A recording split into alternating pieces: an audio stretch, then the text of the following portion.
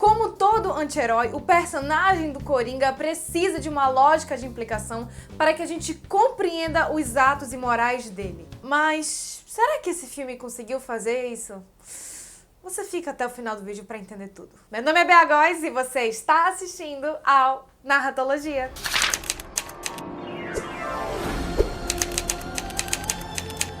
Vamos nos contextualizar um pouco com o nosso querido Coringa. Eu não li os quadrinhos do Batman e eu também não vi todos os filmes que existem do Batman, mas eu acho que todos nós podemos concordar que o Coringa, na maior parte da franquia, ele é vilão e esse filme de 2019, se propôs a dar um backstory para ele. A questão é a seguinte, galera, é que quando você se propõe a transformar um antagonista em protagonista, você tem que fazer um senhor do jogo narrativo para o negócio poder prestar. E uma das poucas opções possíveis é tornar este antagonista um anti-herói para que ele suporte a posição de protagonista. Se você tá confuso com esses termos antagonista, protagonista, porque você não é inscrito nesse canal, o que você tá fazendo na sua vida? Se inscreve nesse canal, você é cinéfilo? Então você tem que se inscrever nesse canal. Rapidinho, gente, por favor.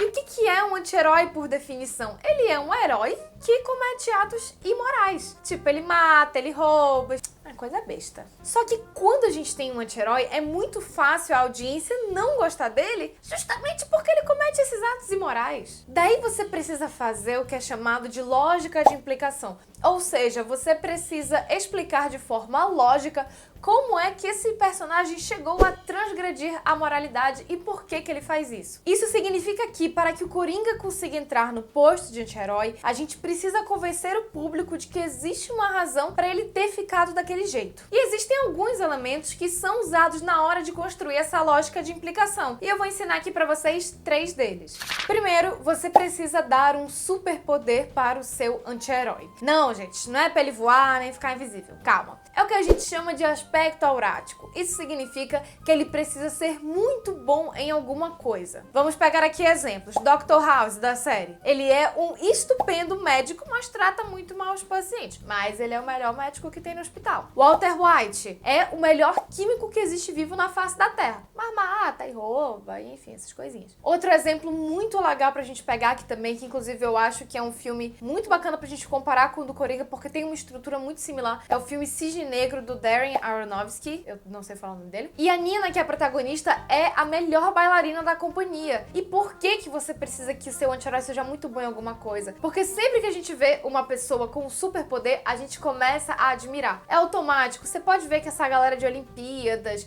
essas pessoas que aparecem na frente das câmeras, os atores que são sempre premiados, a gente tem uma admiração porque a gente sabe que eles são muito bons naquilo que eles fazem. Então isso é muito relevante pro anti-herói. Eu não acredito que o filme do Coringa fez isso com o protagonista, mas segura um pouco que a gente vai já chegar lá.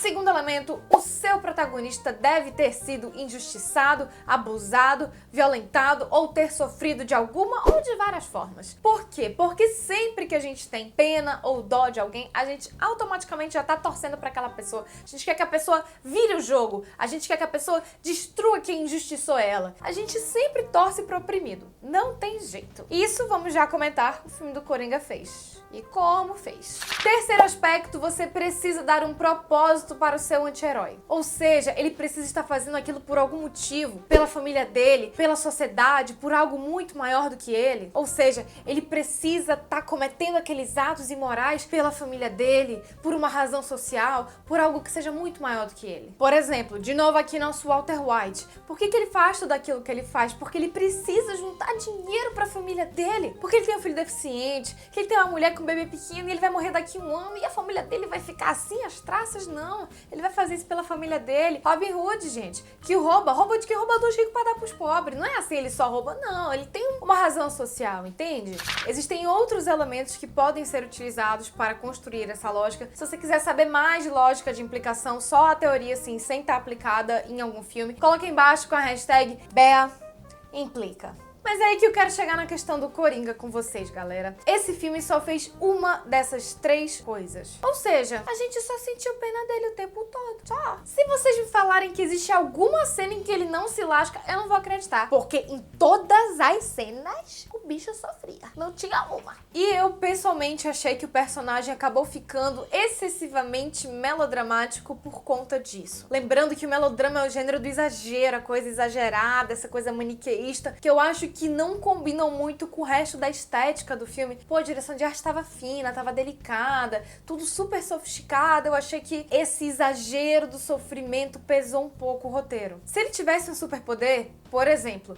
vamos supor que ele de fato era um comediante muito bom de stand-up e que ele tinha uma certa relevância, a gente já ia admirá-lo muito mais por causa disso. E já ia gostar mais dele. E o filme não ia precisar ficar se apoiando no sofrimento e fazendo a gente sentir pena dele o tempo inteiro. Se ele tivesse um propósito, a mesma coisa, a gente torceria mais por ele. Eu acho que o filme até tentou emplacar um propósito ali, a questão de combater as elites opressoras, mas eu acho que não colou muito bem, não ficou muito fixo. Mas a gente compreende por que o Coringa cedeu à loucura daquela maneira. Então a gente pode dizer que a lógica de implicação funciona assim. Mas eu acredito que houve um exagero no sofrimento desse personagem ao longo do filme. Eu senti mais falta de ter momentos em que ele não sofre tanto pra dar um alívio e pra desenhar melhor a curva de desenvolvimento de caráter do personagem. Eu senti que a estrutura acabou se tornando muito trágica. Não parece que é uma curva, parece que é uma linha reta rumo à tragédia, porque de fato, assim, o fim é trágico.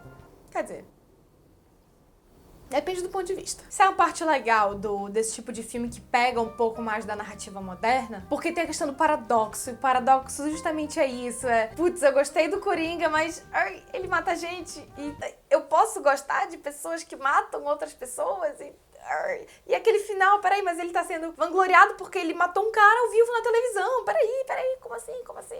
Eu preciso compartilhar com vocês que eu fiz uma pesquisa no meu Instagram sobre o filme do Coringa. Eu fiz algumas perguntas, mas eu só vou trazer aqui duas que mais interessam. Cerca de 800 pessoas votaram nessas duas perguntas. Quando eu perguntei se vocês sentiram compaixão em algum momento pelo personagem do Coringa ao longo do filme, 87% das pessoas responderam que sim. E quando eu perguntei se em algum momento vocês ficaram de saco cheio de tanto ver o personagem sofrer, 81% das pessoas me disseram que sim também. E eu comentei com várias pessoas que tinham me dito que talvez o filme tivesse muitos gatilhos ou que fosse muito difícil de assistir, mas eu acredito que o que dificulta assistir Coringa é exatamente esse excesso de pena que a gente vai sentindo por ele ao longo do filme. Porque, galera, por incrível que pareça, a gente não gosta de sentir pena. Pena é um sentimento que incomoda um pouco o ser humano, porque o que acontece? Toda vez que a gente sente pena, em geral a gente sente terror também. Porque a gente não quer se ver naquela situação. Então você se imagina, putz, e se fosse eu com a doença? Nossa, eu não quero nem me imaginar com essa doença. Então, além de pena, você tá sentindo um terror que você não quer se ver naquela situação. Então é um sentimento que desgasta muito o espectador e vai cansando mesmo. Então, assim, eu acredito que o filme conseguiu construir a lógica de implicação do anti-herói, mas eu também acho que essa lógica poderia ter muito mais potência se o personagem tivesse algum superpoder ou se ele tivesse alguma razão, algum propósito maior do que ele. Mas assim, gente, eu não acho que é um filme ruim e também não acho que o roteiro é uma catástrofe, nada disso. Eu só acredito que o filme teria muito mais potência se esses aspectos do personagem tivessem sido trabalhados também. Mas eu adorei o filme, inclusive eu achei a direção de arte sensacional. O filme é lindo o tempo inteiro, eu fiquei fissurada, assim, é muito bonito. A atuação do Joaquin Phoenix tá fenomenal, eu achei a direção muito boa, achei a trilha sonora muito boa. Então eu recomendo, se você não assistiu até esse momento, assista. E também deixem aí nos comentários o que vocês acharam do filme e comentem também se vocês gostaram ou não do filme. Então é isso aí, galera. Espero muito que vocês tenham gostado desse vídeo. Deixa aí um gostei que nos ajuda muito. Se inscreve no canal também. Minhas redes sociais vão estar aparecendo aqui. Tô sempre comentando de filmes e séries por lá. E muito obrigada pela sua audiência. Tchau!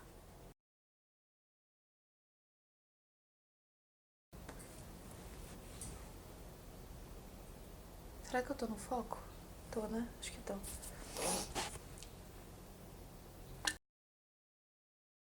Hidratem-se. Sempre.